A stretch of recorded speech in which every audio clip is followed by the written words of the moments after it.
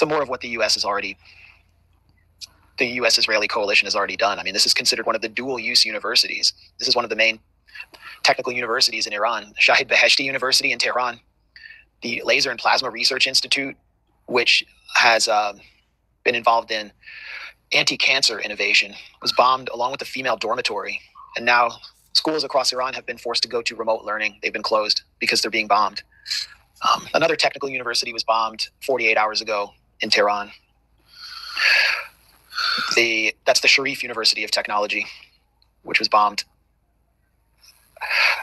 The Pasteur Institute in Tehran, 100-year-old medical institute that has made innovations in vaccination, basic medical services, hundreds of years of scientific learning in partnership with France, was bombed, and they attempted to say it was dual use.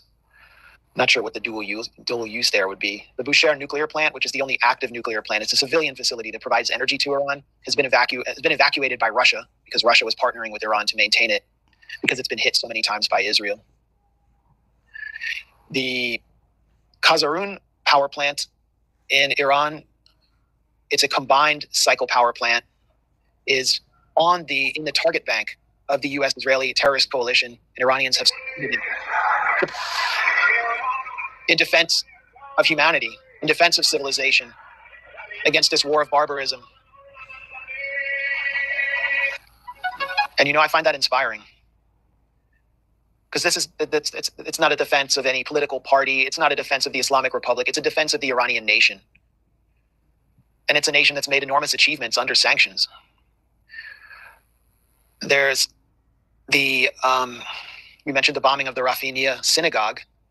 While Israel is bombing universities in Tehran, and the U.S. is bombing power plants and threatening to bomb further bridges, it is multitasking. And Israel wiped 2 entire villages off the map in southern Lebanon, Nakura and Taibeh, and then publicized the footage. It was proud to do this to these villages, which predate Israel by hundreds and hundreds of years. These are historic villages that have been wiped off the map. I mean, it's Israel that's always wiping people off the map.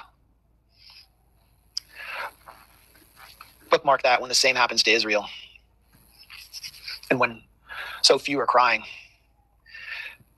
I could go through these terrorist attacks for the next hour, but the point is that even before the 8-hour deadline, which we saw in that Channel 13 Demon studio for Trump enacting what he calls the death of a civilization, they're already carrying out attacks on power plants and bridges, and it's already leading to retaliation, which is triggering a global economic crisis. They can't wait.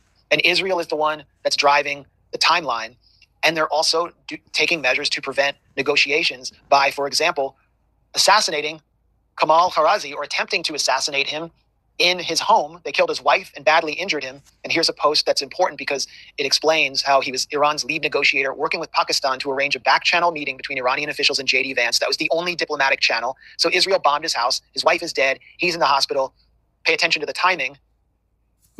Israel killed Mohsen Fakhrizadeh, remember, with a remote-controlled machine gun. He was Iran's top nuclear scientist, the Oppenheimer of Iran, the man considered most essential to any future nuclear negotiations. In November 2020, the nuclear talks were set back by years. In 2012, Israel killed Mustafa Ahmadi Roshan, who is a senior figure at the Natanz enrichment facility. Killed him in a targeted car bombing in Tehran. The pattern holds every time. Every time Iran and the U.S. get close to talking, someone removes the people doing the talking. Trump said 2 to 3 weeks. Someone in Iran was actively building the exit ramp from that window, and today the man building that exit is in the hospital, and his wife is in the ground. And we can consider what took place, for example, during the assault on Gaza. Israel killed every single negotiator, starting with Salah Arori, who was killed in his office in Beirut. They killed Ismail Haniyeh in Tehran in order to bring Iran into this war, triggering the True Promise operations. Haniyeh was the negotiator. So Israel's driving this entire thing.